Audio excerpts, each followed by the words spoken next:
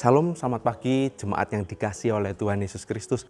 Kembali lagi pada pagi hari ini sebelum nanti kita akan beraktivitas. Mungkin ada Bapak Ibu yang akan bekerja, mungkin ada Bapak Ibu yang akan membuka toko atau menjalankan usahanya. Kita rindu hati dan pikiran kita diisi oleh kebenaran firman Tuhan. Mengapa? Karena firman Tuhan itu pelita Bapak Ibu, yang senantiasa menuntun kita supaya kita berlaku dan berpikir yang benar. Nah, hari ini firman Tuhan saya beri judul Iman yang Benar. Mengapa Bapak Ibu? Karena kita tahu bahwa masa depan itu misteri. Bahkan 1 jam setelah ini kita nggak pernah tahu Bapak Ibu. Nanti ketika Bapak Ibu buka toko, rame atau tidak kita nggak tahu. Ketika Bapak Ibu perjalanan, di jalan ada apa kita nggak pernah tahu Bapak Ibu. Karena masa depan itu misteri. Untuk menghadapi sesuatu yang tidak kelihatan ini, kita butuh iman Bapak Ibu. Tapi iman yang benar. Kenapa? Karena ada iman yang salah Bapak Ibu. Nah, hari ini kita mau praktekkan iman yang benar itu seperti apa. Coba kita buka ayat kita pada pagi hari ini di dalam Ibrani pasal yang ke-11, ayat yang pertama. Ayat yang sudah mungkin Bapak Ibu hafal atau sering baca berkali-kali, tapi kita percaya firman Tuhan itu selalu baru. Coba kita buka di dalam Ibrani pasal yang ke-11, ayat yang pertama saya akan bacakan. Iman adalah dasar dari segala sesuatu yang kita harapkan dan bukti dari segala sesuatu yang tidak kita lihat. Seperti yang saya katakan tadi, masa depan pun kita tidak bisa lihat Bapak Ibu. Penuh misteri, tidak ada yang tahu ke depan itu ada apa. Nah, kita butuh iman yang benar untuk menghadapi sesuatu yang tidak terlihat ini. Hari ini kita belajar Bapak Ibu dari salah satu tokoh nenek moyang kita, bapak orang beriman, yaitu Abraham. Kenapa? Karena di situ kita bisa melihat bagaimana Abraham itu mempraktekkan iman yang benar. Langsung saja Bapak Ibu, kriteria atau contoh iman yang benar itu seperti apa? Berdasarkan contoh dari Abraham. Ibrani pasal yang ke-11 saya akan bacakan di ayat yang ke-8. Karena iman Abraham taat ketika ia dipanggil untuk berangkat ke negeri yang akan diterimanya menjadi milik pusakanya. Lalu ia berangkat dengan tidak mengetahui tempat yang ia tuju. Abraham pun menghadapi sebetulnya masa depan yang penuh misteri Bapak Ibu. Kenapa? Karena di depan dia tidak tahu Bapak Ibu. Nanti dia itu mau jadi apa yang terjadi dengan keluarganya dia tidak pernah tahu Bapak Ibu. Tapi kita lihat ketika Tuhan memanggil Abraham, Abraham taat. Yang pertama Bapak Ibu, kriteria iman yang benar adalah iman yang disertai dengan tindakan. Jadi menjadi sesuatu yang kosong Bapak Ibu ketika kita beriman tapi tidak ada tindakan yang kita lakukan. Ketika Bapak Ibu berdoa supaya diberkati, Bapak Ibu bekerja, Bapak Ibu berusaha. Itu salah satu contoh bagaimana iman itu kita lakukan Bapak Ibu. Jadi bukan hanya berdoa tapi ada usaha, ada tindakan yang kita lakukan. Seperti Abraham, ketika Tuhan berjanji akan memberkati dia mau untuk keluar dan taat melakukan kebenaran firman Tuhan. Jadi itu yang pertama Bapak Ibu, kriteria iman yang benar yang pertama, iman yang disertai dengan tindakan. Kemudian yang kedua Bapak Ibu, iman yang benar itu seperti apa? Yang kedua Bapak Ibu yaitu iman yang didasarkan oleh firman Tuhan. Kenapa? Karena banyak contoh Bapak Ibu bagaimana seseorang ketika beriman tapi dasarnya bukan firman Tuhan. Itu sebuah kebodohan atau sebuah kesalahan. Kita lihat dari kehidupan Abraham, Kejadian pasal yang ke-12, bagaimana dasar Abraham melangkah adalah firman Tuhan. Kejadian pasal yang ke-12, ayat yang kedua saya akan bacakan.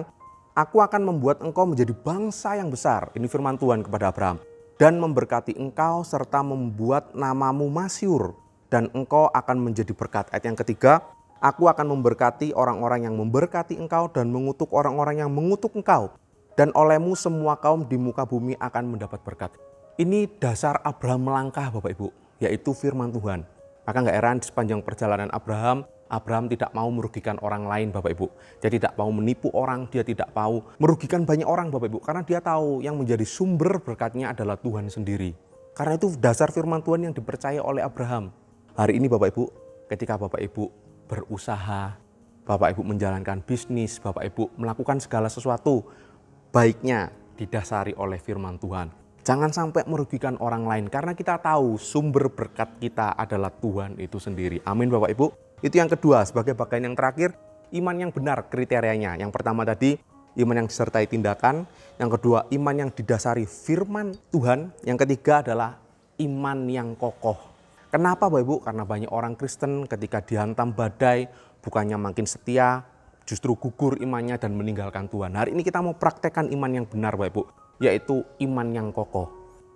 Kenapa? Kita lihat Bapak Ibu di dalam 1 Korintus pasal yang ketiga, ayat yang ke-12, bagaimana terdapat perbedaan meskipun sama-sama orang Kristen Bapak Ibu, tapi ternyata ada perbedaan dari kualitas imannya.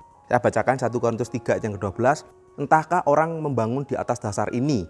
Apa itu Bapak Ibu? Dengan emas, perak, batu permata, itu di golongan pertama. Saya lanjutkan di golongan yang kedua, kayu, rumput kering atau jerami, itu kelompok yang kedua. Ayat 13, sekali kelak pekerjaan masing-masing orang akan nampak, karena hari Tuhan akan menyatakannya, sebab ia akan nampak dengan api, dan bagaimana pekerjaan masing-masing orang akan diuji oleh api itu. Jadi ingat Bapak ya, ada dua kelompok emas dan kelompok rumput. Saya bikin simpel Bapak ya.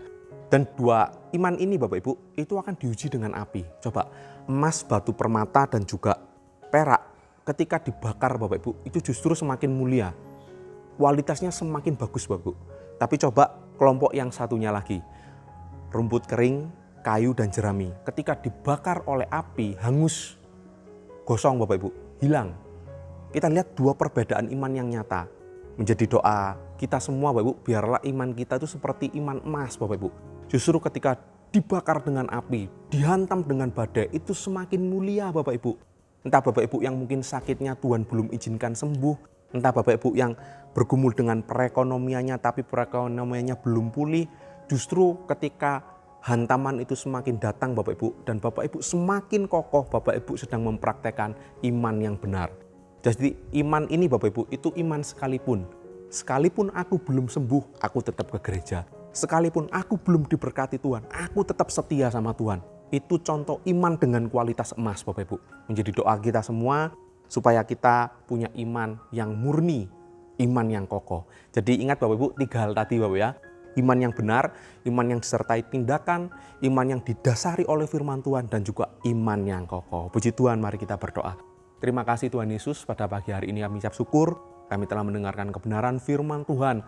Bagaimana mengajar kami Tuhan, supaya kami mempraktekkan iman yang benar. Supaya kami melakukan apa yang kami imani. Kami dasarkan iman kami atas firman Tuhan, dan juga kami mau Tuhan mempunyai iman yang kokoh. Justru hantaman badai api yang datang dalam kehidupan kami membuat kami semakin setia di dalam Tuhan. Terima kasih Tuhan, Kau memberkati jemaat Tuhan yang akan bekerja, yang akan sekolah, yang akan membuka usaha, menjalankan bisnisnya di hari ini, semuanya diberkati oleh Tuhan. Terima kasih Tuhan, kami masuk di hari yang baru dengan penyertaan Tuhan, di dalam nama Tuhan Yesus Kristus, haleluya, amin.